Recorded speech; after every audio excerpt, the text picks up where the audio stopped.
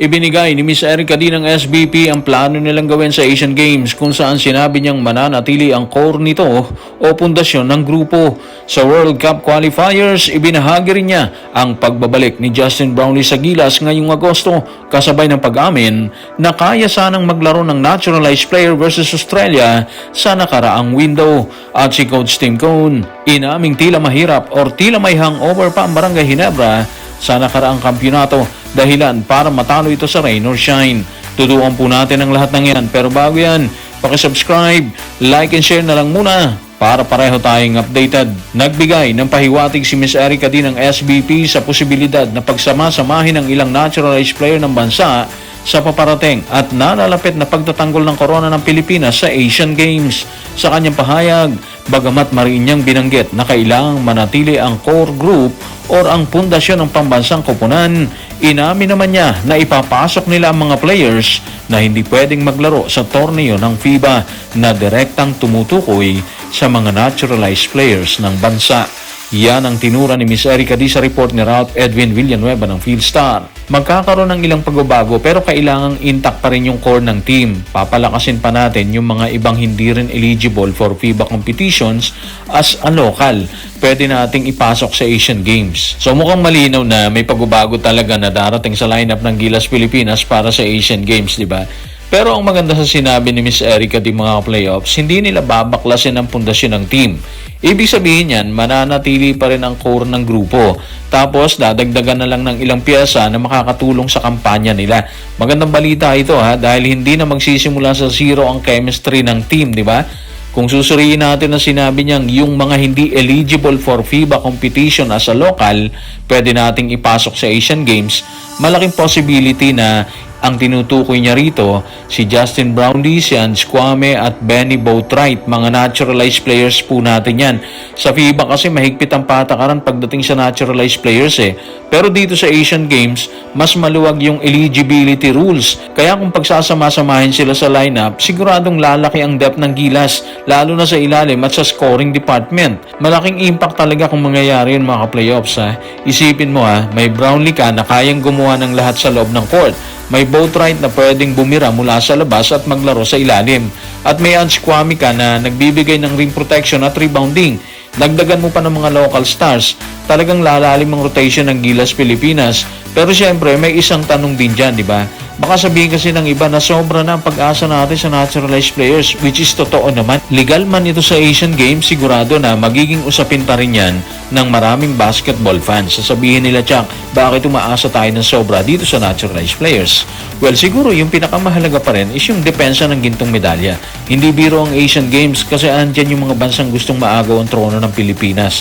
Kung sa tingin ng coaching staff at ng SBP, ito yung pinakamalakas na combination para mapanatili yung title, mahirap din silang kontrahin. Sinagot na rin ni Miss Erica D ng SBP ang usap-usapan tungkol sa lagay ni Justin Brownlee sa pambansang koponan. Ibinahagi rin niya na kaya sanang maglaro ni Justin sa nakaraang window kung saan kalaban nila ang Australia. Subalit ayon pa rin sa Executive Director ng SBP, mas pinili nila itong ipahinga. Kung bakit? Yan ang ibinahagi niya sa report ni Romel Fertes Jr. na Inquirer. Oo naman, tsak yun, lalaro siya ngayong Agosto. Sana mas makapagpahinga siya ngayon kumpara nung nakaraang window dahil umabot sila hanggang finals. Napakabigat na naging schedule kaya talagang na-strain ang kanyang hamstring. Si JB ay si JB pa rin. Kinailangan lang talaga naming ipahinga siya sa huling laro ng nakaraang window dahil sa hamstring niya. Pero kung tutuusin, kaya naman talaga niya maglaro. Hindi naman seryoso yung injury niya, pero mas inisip namin ang pangmatagalang kalusugan niya. Alam naman natin na hindi na rin siya bumabata kaya ayaw naming ipilit siya ng gusto doon.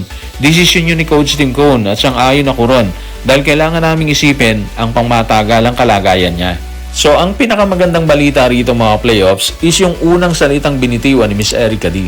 Definitely. Ibig sabihin, kung pagbabasehan natin ang kanyang pahayag, malinaw na kasama sa plano si Justin ngayong Agosto dito sa World Cup qualifiers. Babalik at babalik siya dito. Malaking bagay yan para sa Gilas kasi nga kahit 37 years old na si Justin, iba pa rin ang effect niya dito sa loob ng court. Leader siya, scorer, playmaker at higit sa lahat, sanay na siyang magdala ng team sa malalaking laban. Binalikan din ni Miss Erica D ang nangyari sa laban kontra kontra Australia. Ha? Ngayon malinaw na yung paliwanag. Hindi dahil hindi niya nakaya, kung hindi dahil ayaw nilang lumala ang kanyang hamstring injury. Ang sabi pa nga ni Miss Erica di ba? Kung tutuusin, kaya naman talaga niya maglaro. Pero mas pinili nilang isipin ang mas mahalagang laban sa hinaharap kumpara sa isugal nila sa isang laban lang, di ba? Tama rin yung naging desisyon ni Coach Tim Cone na ipahinga muna si Justin. Hindi naman daw malala yung injury, pero alam nila na hindi rin bumabata si Brownlee. At kapag naturalized player mo ang pinag-uusapan na siyang sandigan ng buong sistema ng Gilas, mas mahalaga na nasa 100% siya sa susunod na laban kaysa ipilit sa isang qualifying game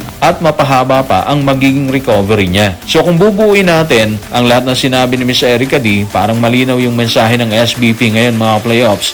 Handa silang alagaan si Justin Brownlee para sa mas malalaking misyon. Hindi lang World Cup qualifiers ang iniisip nila kung hindi pati ang depensa ng gintong medalya dito sa Asian Games.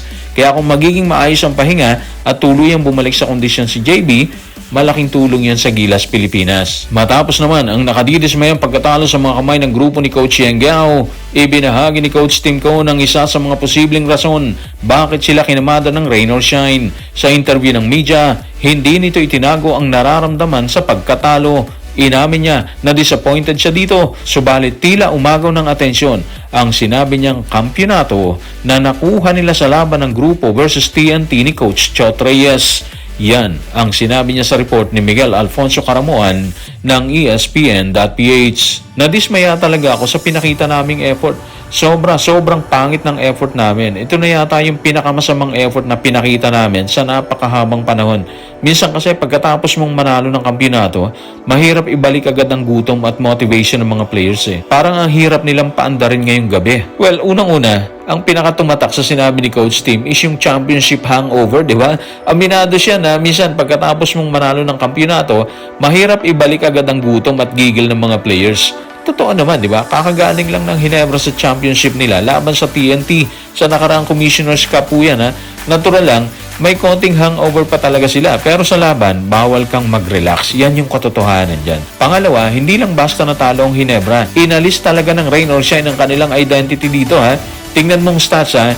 Tinambangan sila sa punto sa loob. 54 ang rain or shine, 22 sa Barangay Hinebra. Sa loob to mismo, ha? Lamang ang rain or shine sa offensive rebounds, 17 sa rain or shine, 11 sa Barangay Hinebra. At mas masakit pa dito, 21 turnovers ng Hinebra ang naging 27 points para sa rain or shine. Sa madaling salita mga playoffs, mas lamang ang Elasto Painters sa sipag, sa hustle at sa disiplina. Kaya nga sinabi ni Coach Tim na halos lahat ng departamento na outwork sila ng rain or shine Pangatlo, malaking problema rin ang pagkawala ni Scotty Thompson bilang pangunahing floor general ng Barangay Hinebra. At kapag sabay-sabay pang hindi gumagana ang execution ng buong team, talagang mahihirapan silang manalo laban sa isang team tulad ng rain or shine na punong-puno ng energy. Pero ang maganda dito mga playoffs, maaga pa lang to sa conference. Hindi pa naman nagpapanik si Coach Tim Cone. Ang gusto lang niyang makita is bumalik yung apoy ng mga pangunahing players niya dyan. Ang mas mahalagang tanong ngayon is eto siguro. Gaano kabilis nila maibabalik ang gutom na naging dahilan kung bakit sila naging kampiyon ilang buwan lang ang nakalilipas.